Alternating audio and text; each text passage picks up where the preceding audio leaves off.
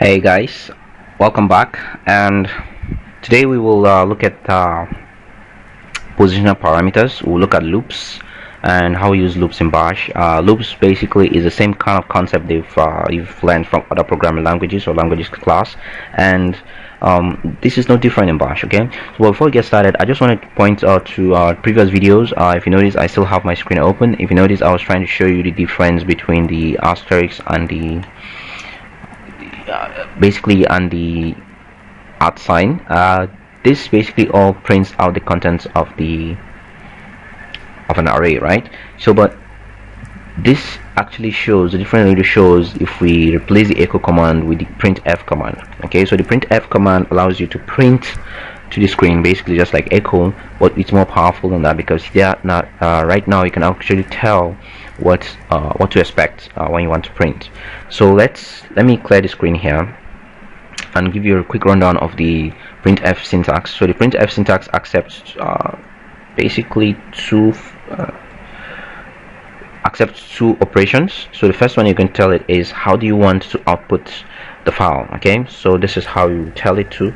So I use a %s. What that means is I want you to print in this location the output that will be in the next operation. It might sound confusing, but once I use it, then you understand what it means. So this %s is for strings. You can use %d for decimal numbers and all.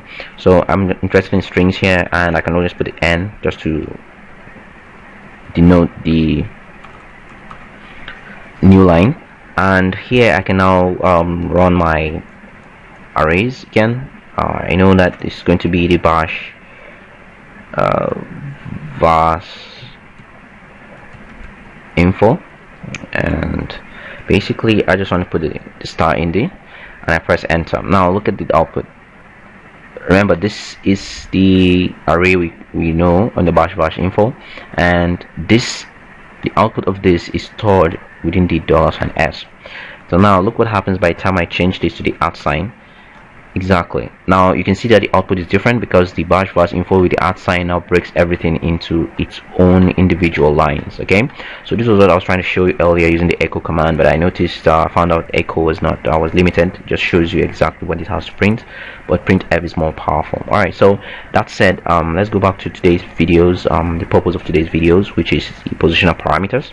Positional parameters are useful in your script if you want to pass in parameters to your script. Okay, from invocation. So for instance, if you notice, we've been running our script.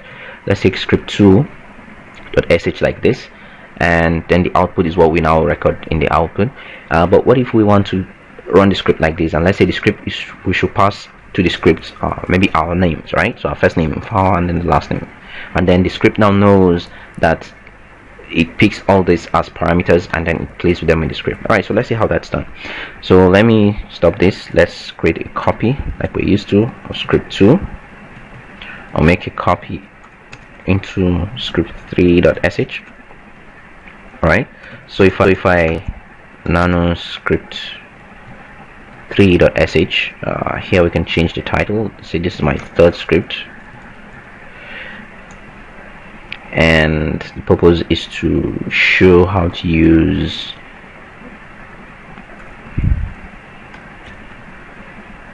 positional parameters and loops. Alright, so I'm just going to go ahead and clear all this output, and we begin. Alright, so positional parameters allows you to so looking at positional parameters, you can see that we can pass to the script the parameters, and parameters are accessed using the $sign, so dollar and a number. So for instance, the first positional parameter in your that will go to your script will be the positional parameter with $1. So let's create let me show an example. So let's say your script is going to echo the names. So let's say my name is, then I put a $, and then I put a $1. So anything I type after the script, the first one there will be positional parameter 1, and the second one will now be positional parameter 2. So let's see how this works. So I know if I run my script right now, 3, I press enter, you can see my name is because there was nothing after the script. But notice what happens by the time I type in far. So you can see that it takes the first parameter, the first positional parameter, and then substitutes it with $1. I will substitute $1 with this value, and if I put, then you can see because I did positional parameter 1 and 2. So what happens if I add the third one?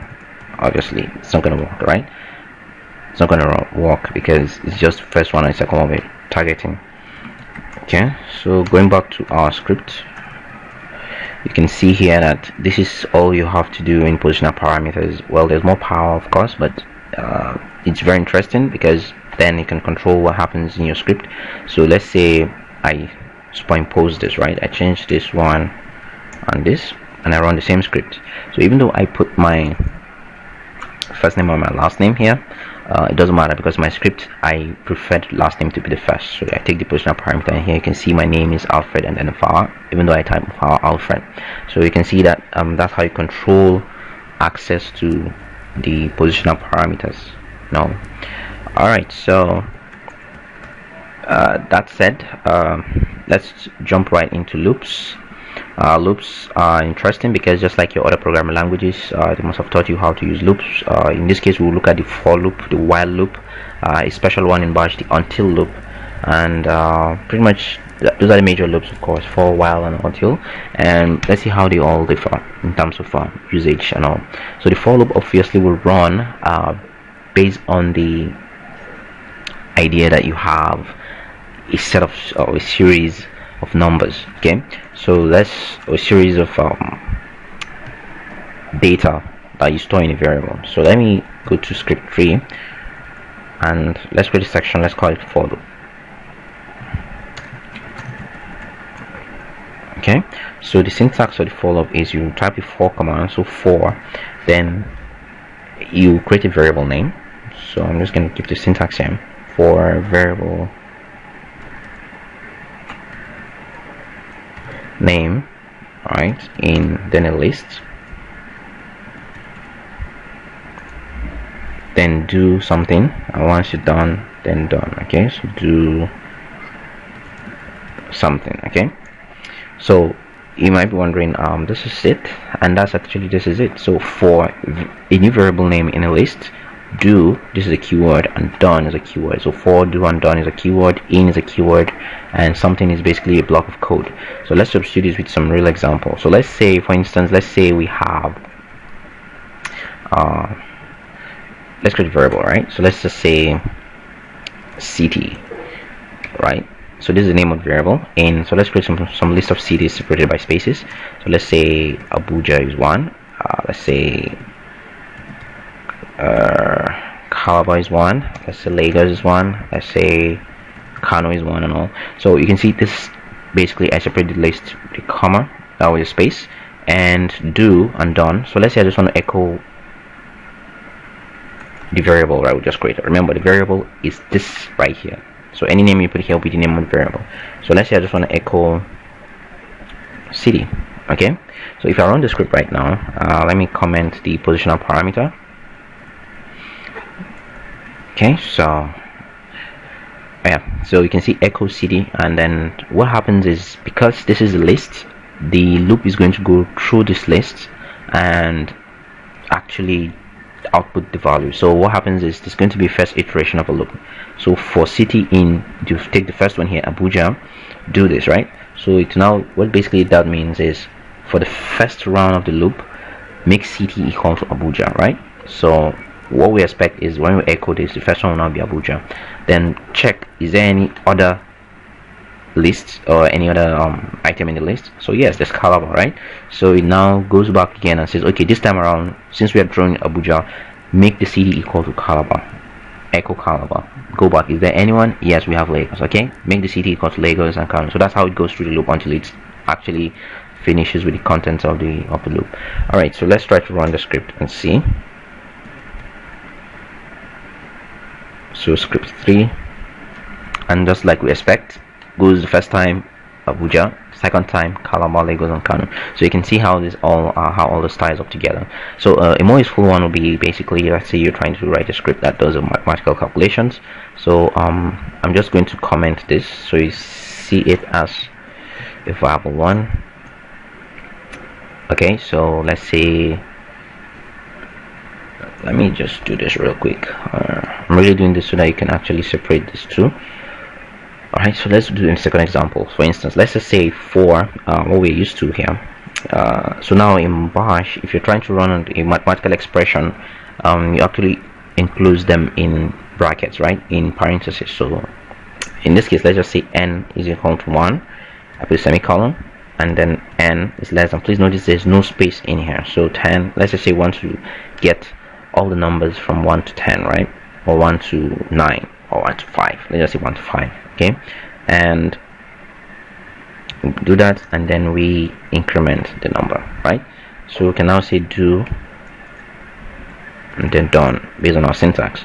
So here let's just say we want to run or echo the n as a value. One thing you can do also is you can also do print. You can also do printf. So let's just say print f, and then following our syntax here, we can as well just put the %s, and then we'll put a new line, and then the $sign. Alright, so let's try and run the script now and see what happens. So here you can see I have 1 to 5, right?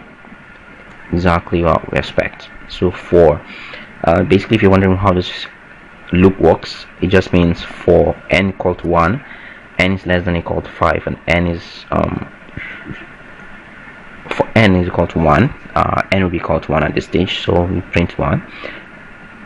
Then you now check what is n. N is 1, so is 1 less than or equal to 5? No. Then well, it increases the value of n. This time around, the second time, n will now be equal to 2, and then it prints 2, and then it comes back. Is 2 less than or equal to 5? Yes. Now until you get to a point where maybe n is equal to 5, right? So that time n has already printed 5, and then n is here. So 5 is not less than 5, but 5 is equal to 5. So you see 5 is less than or equal to 5. So it's true. So this time around, when the condition is true, then we terminate or we stop the for loop. So this is a more useful example of the for loop, and obviously it keeps you in sync, right?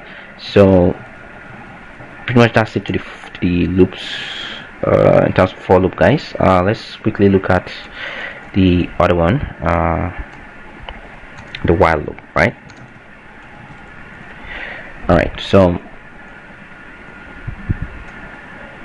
it's part of me. I'm just trying to make sure this is more readable for you guys. Alright, let's give it a lot of space. So the next one is while loop. So while loop, let's quickly jump right in. So let's create a variable. Let's call it n.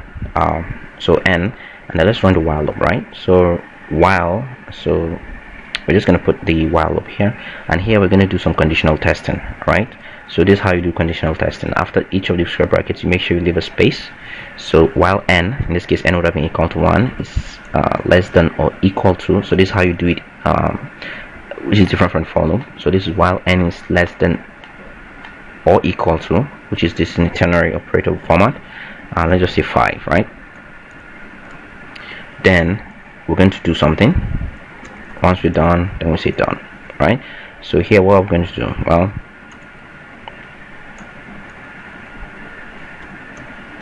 right, so here let's say we want to do something. Let's also echo the value. So let's just say print f.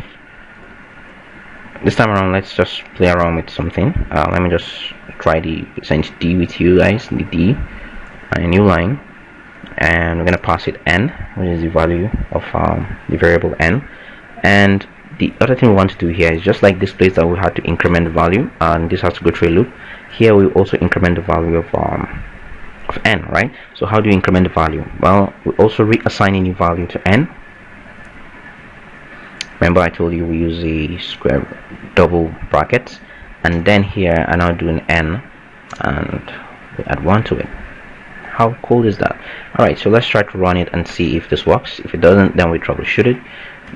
So script 3, and we have the same output. Okay, so 1, 2, 3, and 5, and this is because if you look at the script, let me scroll. Okay, so here you can see, let me explain again. So we create a variable called n and we assign the value 1 to it, and then we now check the while 1 is less than or equal to 5. But in this case it's not, because 1 is not less than or equal to 5. Then it should print the value of 1 and then increment or reassign a new value of n, and then this time around it goes back again and ends 2 after this operation. Okay, and then it goes on until it gets to 5, where 5 is less than or equal to 5. Okay, so that's how that is done, and this is how the while loop is being used. Another one that is of interest to you is the until loop. This is rarely used anyway. So while the condition is false, keep doing it. Okay, so keep running the operation. So that's another way to look at while loops. So let me put the separators. Let's say until. Alright, so here the difference is we can run the same concept we did, but the only difference is by the time we separate this. So let me comment this out as well, so that allows us to do the. Alright, so now let's just say n is equal to 1, like that. We can create a new one, and then the difference here is we use the until loop, and here we say n is less, let's say n is greater than 10. That's my phone ringing there. N is greater than 10.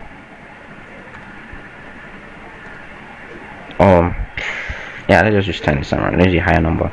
Alright, so do something, and when you're done, then you just stop. Alright, so here we're just going to do the same thing here. This time around, just use echo. We'll echo n, and after echoing n, then we now run our increment. Alright, so here n plus 1. Alright, so by now you should be familiar with using the n plus 1 format. And let's just see this. Okay, so let's run this, then I'll explain. So here you can see we have 1 to 10. So what happened in the script? Well, if you go to the script right now, here you can see that instead of supposed to while, the until is an exact opposite of the while loop. So n is equal to 1, but until n is greater than 10, keep showing the value of 10. Okay, as opposed to while loop, where we say while the condition is not true, keep running it. But in this case, until the condition is true, so that means all this while the condition is always false, right? But for while loop, the condition is always true, it's always false. Right? So well, anyway, the difference basically that you have to take out from here is until is exactly opposite. So until we get to the correct answer, keep doing what you have to do. But while loops now says while the answer is not correct, keep doing something. Okay, so hopefully that makes sense, doesn't confuse you. And if you don't understand, watch the video again, see all the examples and samples. I'm going to leave this in, and you can always access it in the URL I've given you. So hopefully this has shown you how the loop works. This is just like any other programming languages. The implementation might be a little bit different in this case, but it doesn't matter. So another thing that, if you notice, we were doing earlier is just the use of the double brackets. So like I said, this is useful if you have to assign value to, let's say you want to maybe just echo the addition of two numbers. So let's say 1 plus 5. Right, so here you can see 1 plus 5 is 6, and this is how we can actually do mathematical operations. So hopefully you've gotten one or two things from the video. If you have questions, comments, always drop it in the comment section of the URL of the link, or if you feel you want to send me an email, you can go ahead and do that, and we can always discuss anything further. So hopefully you guys enjoyed the video. From me, it's bye bye, and see you next time.